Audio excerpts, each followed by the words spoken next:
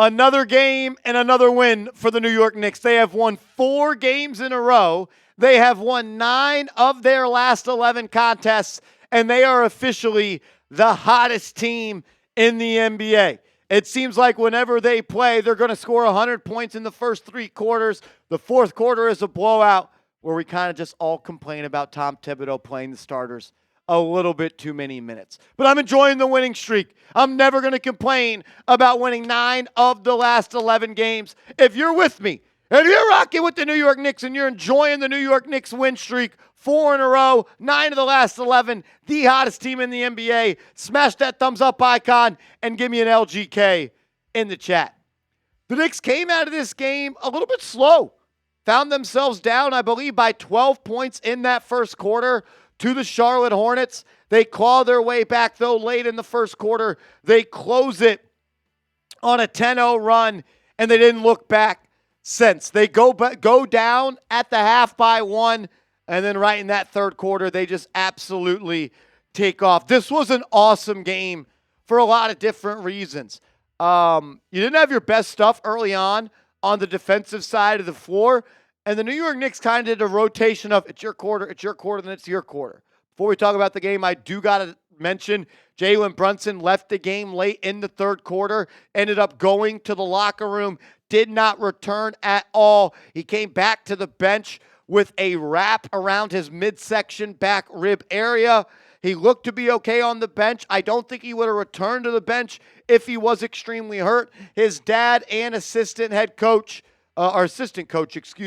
Rick Brunson, went to the locker room to check on him. I think he's all right, but definitely something to monitor. He looked shaken up, played through the injury, took a knee to the rib, it looked like. We know what Jalen Brunson means to this team. If Brunson's not going to be healthy, they're going to be in for a long, long season. I believe he is fine. I think he'll be all right.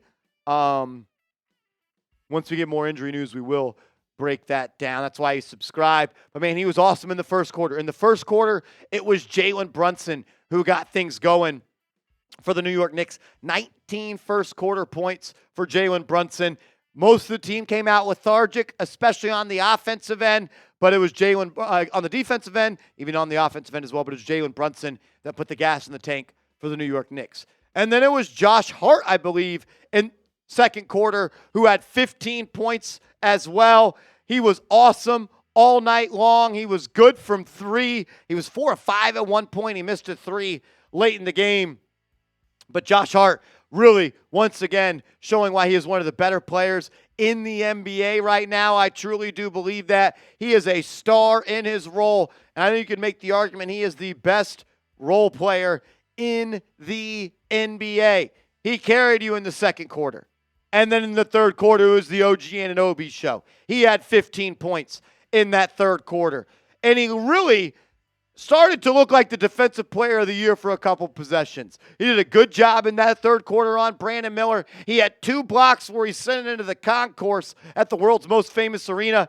18 shots for Anunoby. Hadn't got the offense rolling since that 40-burger against Denver, but he got hot tonight, and he stayed hot. But the thing I love the most is he showed up on the defensive side of the ball. 6 rebounds, 4 steals, 2 blocks. You score 25 points. You got 6 stocks. OG Anunoby was awesome. He got the post-game interview by Alan Hahn, and he once again grabbed the microphone from him, and Karl Anthony Towns was laughing at him, telling him to stop grabbing the mic. So it was Brunson in the first quarter. It was Josh Hart in the second quarter. It was OG Anunoby in the third, and it was Karl Anthony Towns in the fourth. He closed the game for the New York Knicks, 27-16 from him. If you're talking about early season MVP candidates, you got to mention Karl Anthony Towns. 60% from the floor, 40% from 3. He's averaging 25 and 13 on the year. What he does to open up the space for this offense is incredible. The Knicks are shooting more layups than they ever have before, and they are really starting to click and really are one of the best offenses in the NBA, number 1 in offensive rating at the moment. Mikal Bridges played good.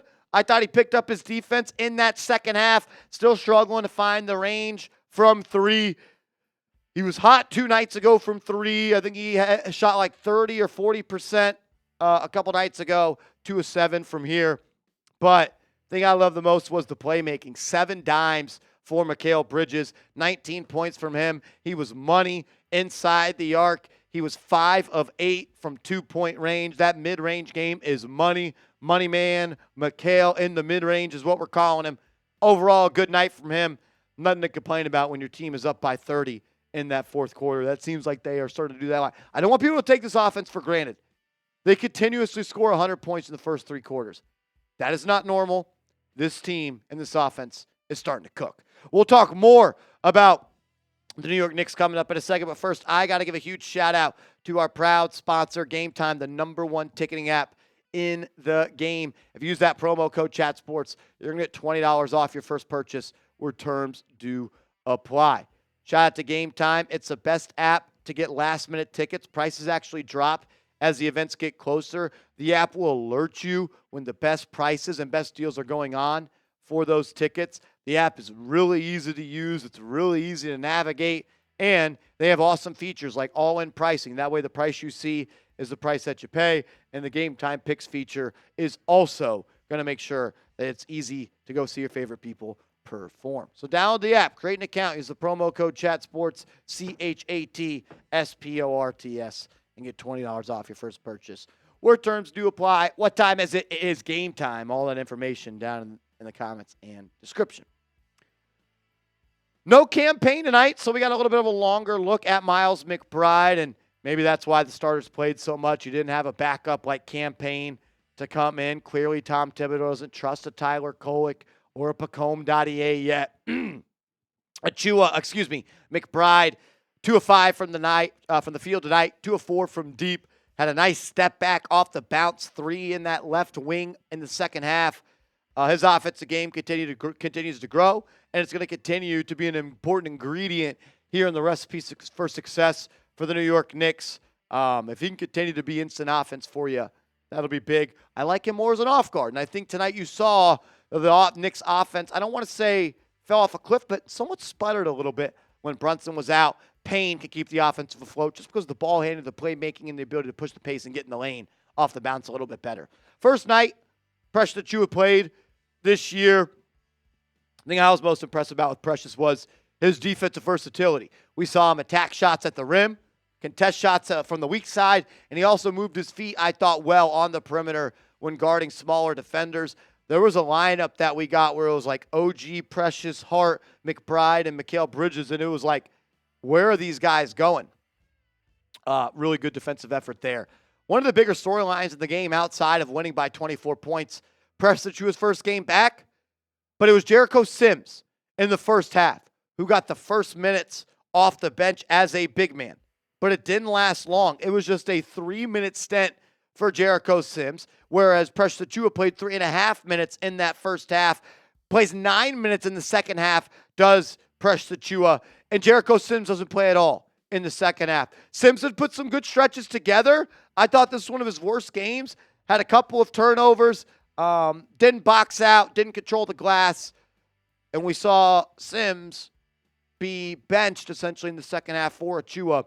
We'll continue to monitor that, and it'll be interesting to see how Tom Thibodeau navigates that the rest of this season. Look, this team is what it is. It's not last year's Knicks.